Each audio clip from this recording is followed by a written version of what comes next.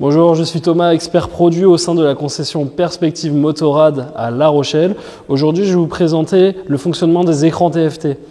Ça sera sur la 1300 GS en boîte automatique, le système ASA, car c'est celle qui remplit le plus de fonctions actuellement. Donc on verra le plus de choses sur ce modèle. Pour commencer, la moto est composée de deux commodos, un à droite, un à gauche. On va commencer par celui de droite, car c'est celui qui permet d'allumer l'écran, celui de tout en haut à droite. Initialisation de l'écran qui prend une dizaine de secondes, avec un générique d'allumage qui diffère en fonction des différents modèles. Juste en dessous, on va retrouver le petit bouton pour changer les modes de conduite. On peut en avoir 2 minimum de sélectionnés, jusqu'à 4 maximum. Et quand on vient cliquer dessus, ça s'affiche en haut à droite de l'écran.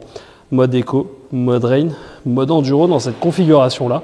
Je vous montrerai juste après comment modifier ces options-là. Juste en dessous, on retrouve le démarreur auquel il faut appuyer à peu près 2 secondes pour démarrer le moteur avec la fonction coupe-circuit en appuyant juste au-dessus. Juste à la gauche, on va retrouver le système SOS qui va se déclencher en cas de chute de la moto. On va y retrouver un GPS, un micro indépendant de la moto qui va permettre de contacter une plateforme téléphonique directement pour avertir les secours si personne ne répond. Il a également une fonction d'alerte d'urgence où on vient lever ce petit boîtier, on vient appuyer dessus et on contacte directement la personne et ça permet d'être localisé en temps direct. Sur la partie de gauche, on va retrouver beaucoup plus de boutons. On va retrouver tout d'abord le petit bouton qui va permettre de passer du mode manuel au mode automatique quand on est sur la boîte auto. On va retrouver le klaxon et le warning, les deux boutons rouges. Bouton de clignotant, gauche, droite, pour le retirer, un clic dessus. Juste derrière, on a une petite gâchette pour les appels de phare et quand on vient la pousser, on passe en plein phare. Tout en haut, on retrouve le régulateur de vitesse. Pour activer le mode, on vient pousser à droite. Une fois que la vitesse souhaitée est atteinte, on vient pousser ce petit bouton vers l'avant. Après cette fonction, on vient faire plus, moins. Et pour récupérer la vitesse souhaitée après une coupure du régulateur, on tire vers soi. Une fois qu'on ne souhaite plus utiliser le régulateur de vitesse, il suffit de réenclencher ce système sur la gauche et cela vient tout couper comme on a pu le voir directement sur l'écran.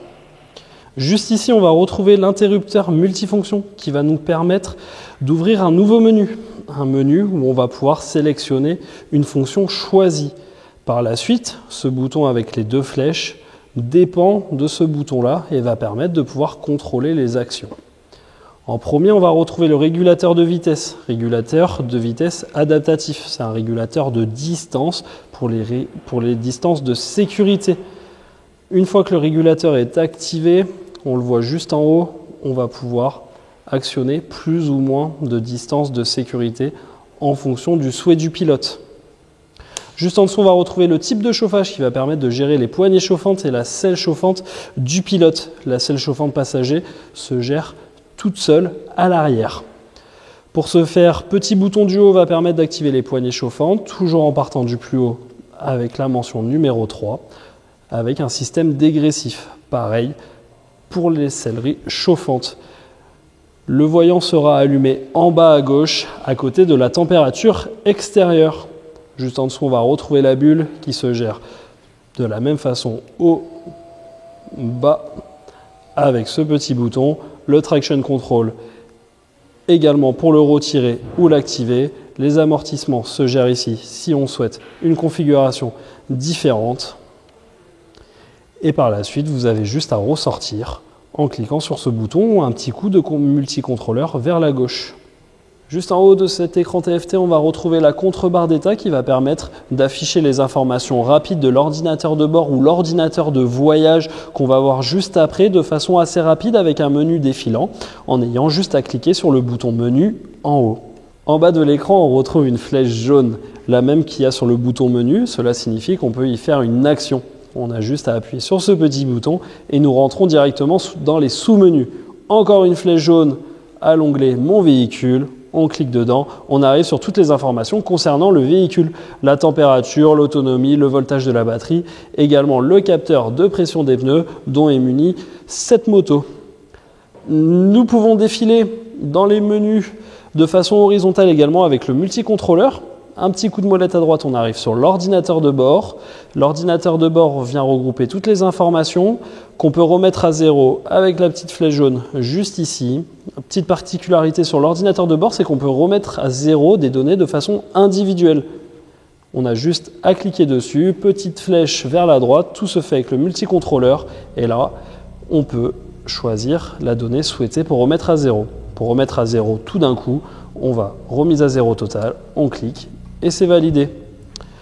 À droite, on retrouve l'ordinateur de voyage. L'ordinateur de voyage a une particularité. Petite flèche jaune, on descend dedans, c'est qu'on peut remettre à zéro de façon automatique. Donc chaque jour, la moto va se réinitialiser automatiquement. On a juste à cocher et ce sera le cas. À droite, on retrouve la pression de gonflage de pneus avec les recommandations constructeurs. Donc sur la GS, on a 2.5, 2.9. En haut, on aura la réalité en temps direct. Pour ce faire, il faut rouler à une vitesse minimum de 30 km/h pendant 15 minutes et ça sera directement affiché avec la différence juste en dessous pour calculer ce qu'il faut remettre dans la pression. À droite, on va retrouver le service à échéance. Donc là, on est sur une moto neuve. Donc le rodage au bout de 1000 km ou dans un an, c'est le premier à échéance. À droite, on va retrouver les messages de check control. Donc là, petit message de check control pour bien penser à bien faire le rodage et à appeler l'atelier en prévision. Juste au-dessus, on remonte sur la 1300 GS. On est muni d'un écran sport avec un compte tour minute, un capteur d'inclinaison au milieu et avec les valeurs maximales enregistrées. À droite, un petit écran de freinage en mètres par seconde et à gauche, la puissance du traction control. Les onglets navigation, médias, téléphone sont grisés. Pour la navigation, il faut connecter au minimum un smartphone. Concernant les médias et les téléphones, il faudra également connecter un intercom. Tout à droite, on retrouve le menu réglage pour paramétrer votre moto. On va retrouver dans un premier lieu Assist avec les châssis. Donc toujours des petits coups de molette à droite dès qu'on a la petite flèche jaune. On rentre dans la configuration d'amortissement et là on peut préconteindre les suspensions. Juste en dessous, on va retrouver la régulation de vitesse où on peut le paramétrer soit en confortable, soit en dynamique. Ça va être la réaccélération une fois qu'il y a une réduction de vitesse avec le régulateur de vitesse. Pour désactiver le régulateur de vitesse adaptatif, un petit coup de molette vers la droite.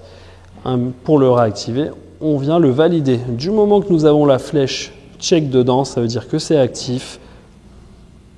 L'avertissement de collision frontale, on peut le paramétrer pour qu'il soit plus ou moins sensible en fonction de la distance de la voiture de devant.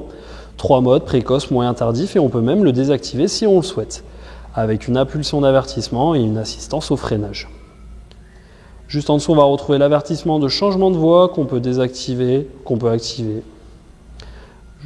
On va retrouver le Hill System Control qui permet d'activer un freinage supplémentaire, bloquer les freins pour être plus précis lorsque nous sommes dans une pente. En automatique, cela permet de l'activer quand la moto juge que l'inclinaison de la pente est trop forte et qu'on est à l'arrêt. Sinon, on a un mode manuel où on vient freiner fort la poignée des freins et on aura un petit H qui vient s'activer de la même couleur que le neutre pour bloquer vos freins pendant 3-4 secondes. La partie assist est finie, on passe dans les réglages du véhicule. On peut paramétrer une alarme si on l'a, avec un capteur d'inclinaison, un bip de confirmation. Donc le bip de confirmation, c'est dès que l'alarme s'active, on a un bip sonore pour savoir si on a bien validé la mise en service. L'activation automatique, c'est un mode qui permet à la moto d'activer l'alarme toute seule au bout de 40 secondes, une fois que le véhicule a été coupé, une fois qu'il a été éteint.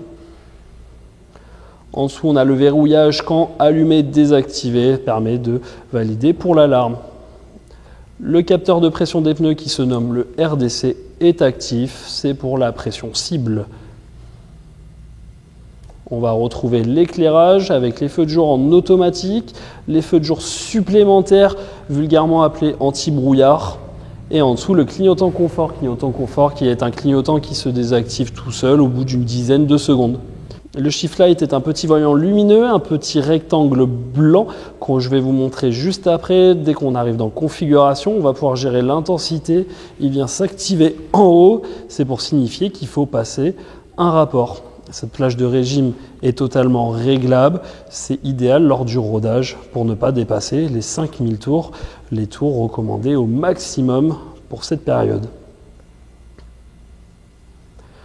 On va retrouver les sélections des modes de conduite. Comme je vous avais dit au début, on peut en sélectionner minimum 2, au maximum 4. On a juste à cocher, décocher pour choisir ce que l'on souhaite. On a également des modes pro sur certaines motos quand nous avons la finition pro avec le pack dynamique.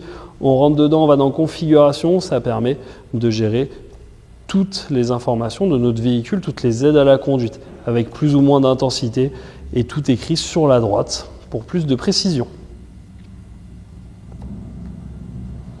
On va retrouver les réglages système, date, heure, unité, à changer lors des changements d'heure. L'unité, c'est, admettons, un changement de pays, si on a besoin d'avoir des informations en miles. La langue.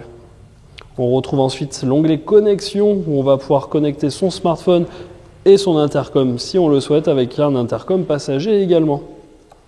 L'affichage, on va retrouver la luminosité de l'écran en général. Juste en dessous, on a la contrebarre d'état, la petite barre qui était juste en haut avec ce petit bouton menu. On va pouvoir sélectionner ou désélectionner des informations pour avoir les informations souhaitées de la façon la plus rapide possible. Le Speed Limit Info, c'est un panneau qui vient s'afficher en haut à gauche une fois que nous avons téléchargé l'application BMW Motorrad Connected qui nous permet d'avoir les limitations de vitesse en temps direct directement sur son écran. Les informations permettent d'avoir la licence et la version du logiciel. Ça, c'est plutôt pour la partie atelier qui a besoin de ce genre d'informations. Et pour tout réinitialiser, on a juste à venir ici. C'est fini pour aujourd'hui sur la présentation de l'écran TFT. N'hésitez pas, si vous avez des questions, à les mettre en commentaire. On y répondra avec grand plaisir. Moi, je vous souhaite une excellente journée et à bientôt en concession.